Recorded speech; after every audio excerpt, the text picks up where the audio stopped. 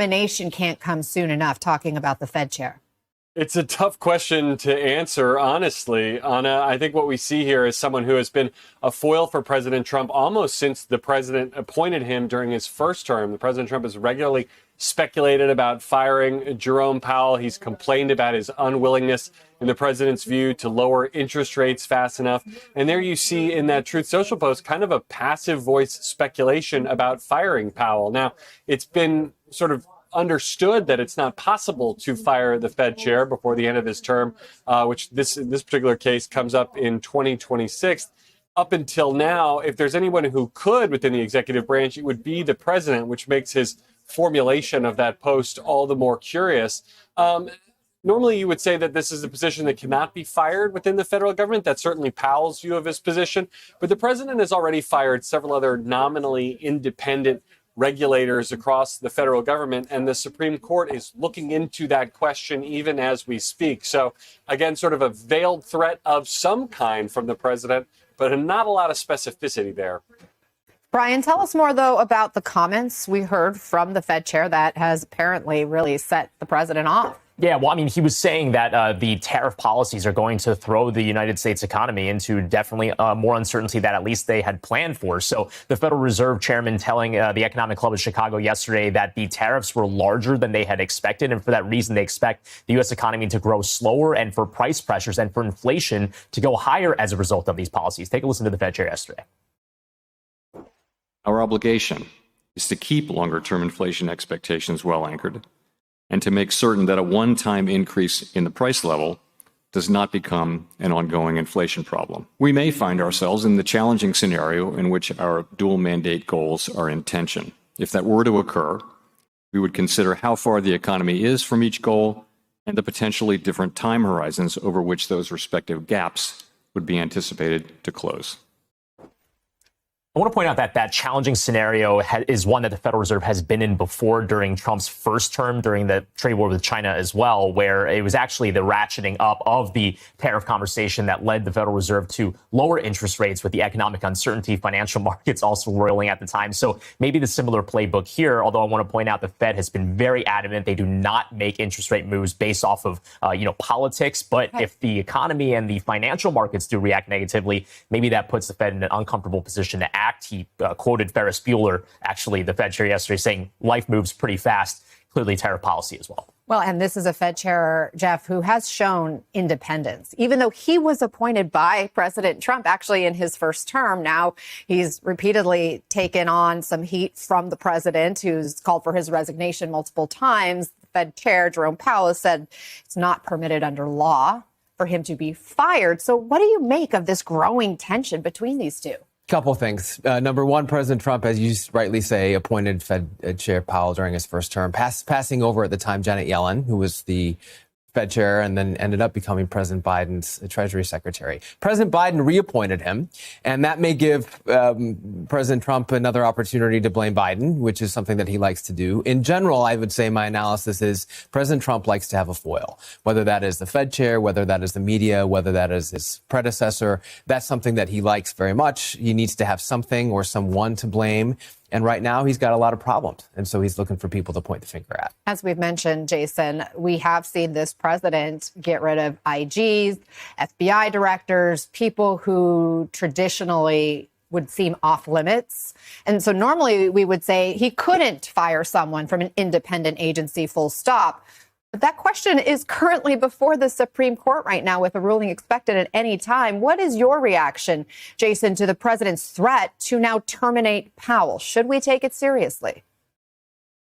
I think we absolutely should take it seriously. First of all, let's understand what Powell did wrong.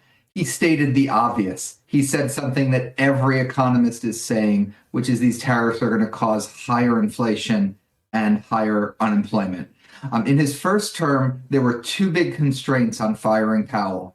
The first was the fear of what the market reaction would be. The second was the constraint from the Supreme Court. Well, the president has shown that he cares much less about markets than he did in his first term. I don't know how much of a restraint that will be on him. And the court, is anyone's guess what they will decide in these other cases and the implications that would have for the president wielding unlimited power over the executive branch, including the Federal Reserve. You do have to wonder how long the president can just sort of brush off what we're seeing on Wall Street right now. Obviously, Wall Street was rattled by those comments from Jerome Powell yesterday. We saw the Dow close down 700 points, and right now it's on target to have another negative day. Right now, again, Jason, this appears to be reaction to the potential downturn of the economy. Do you agree with Powell's assessment of the tariff impact and the state of the economy? Absolutely. I don't know an economist that doesn't think that we're going to get higher inflation and lower growth because of these tariffs. The debate is whether the growth is going to be like 0.03, so you don't have a recession, or minus something, which would be a recession. But you're just debating shades of badness. And for the Fed, this is particularly difficult. When the inflation rate rises, they like to raise interest rates to cool the economy down. When the unemployment rate rises, they like to cut interest rates to, help fix the economy. They can't do both of those. And so they don't have a good answer. The only good answer to the economic quandary we're in isn't the Fed solving a problem it can't solve. It would be the president dropping his insistence on these huge, destabilizing, harmful tariffs. So let's talk to Garrett about that piece, because the president continues to meet with foreign leaders for tariff negotiations. Yesterday it was Japan. Today it's Italian Prime Minister Giorgia Meloni. Garrett, what should we expect from this meeting today?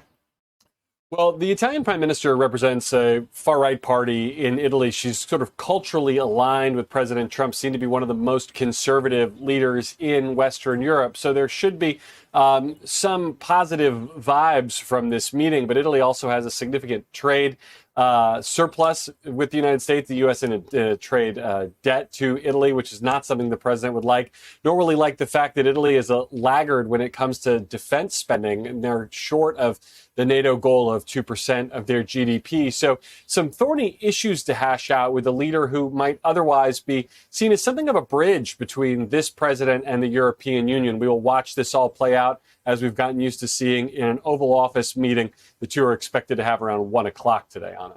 Jeff? In a previous life, I covered the European Union in Brussels. And I think it's important to note that the EU negotiates as a bloc on trade. So Meloni coming today is not just representing her country, Italy. She's representing 27 nations. And she's been called Europe's Trump whisperer. Ding, ding, ding. There's a reason why she's coming and not the European Commission President Ursula von der Leyen, who is not necessarily seen in Trump world as an interlocutor that they want to deal with. So it was pretty strategic of the EU to send the Italian Prime Minister. I also wonder how much of the optics is sort of giving the president what he wants to begin with, that he can then claim, some kind of victory just by having the show of all these leaders coming to him and wanting to meet with him directly. I mean, he even tweeted about that this morning or put out a social media post. Do you think that that is the goal in some ways? Oh, I think it's a big part of the goal. The optics matter a lot to this White House and to this president. He wants to see and he wants to show that leaders are coming, that leaders are calling, that leaders want to make a deal.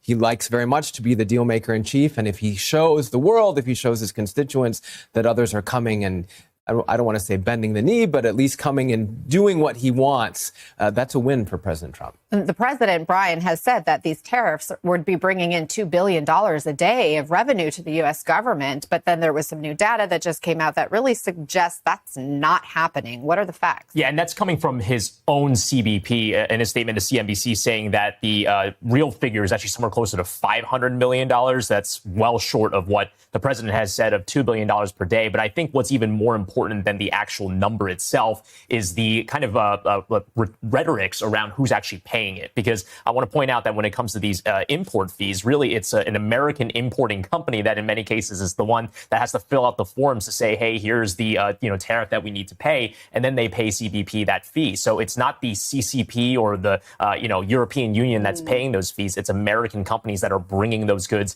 into the United States that are now facing that higher levy. And this all kind of puts into this conversation what we need to remember, which is that ultimately these costs could get passed down to consumers. It's not the governments that really pay them. It is the American buyer that is going to face those price increases when those companies pass it on.